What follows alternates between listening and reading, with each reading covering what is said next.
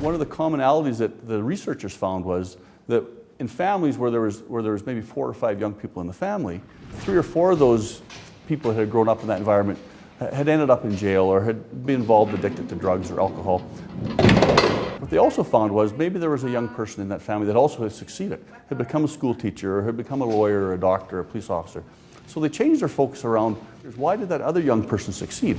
And the commonality they found was these 40 key building blocks. 40 Developmental Assets is a list of 40 positive qualities that youth need to grow up healthy and responsible. Nobody's likely to have all 40, but those with less than 20 stand a greater chance of becoming youth at risk. Almost always, you're very quickly able to identify, well, it's very easy to see why this young person is in trouble. They don't have any significant adults in their life. They're not connected to their school environment. They're not involved in any recreation or cultural activities. Hey you, stop there. Then you start to say, well, this isn't by accident that we as a police officer came into contact with this young person. I mean, the roadmap is very clear. Just have a seat on the bench. They don't have any significant adult that they believe really cares for them. I'm gonna call your parents. I've had parents come to me at their wits' end saying, I don't know what to do. I don't know where to turn. Come on in and have a seat. Do you know a good program that I can put my young people in?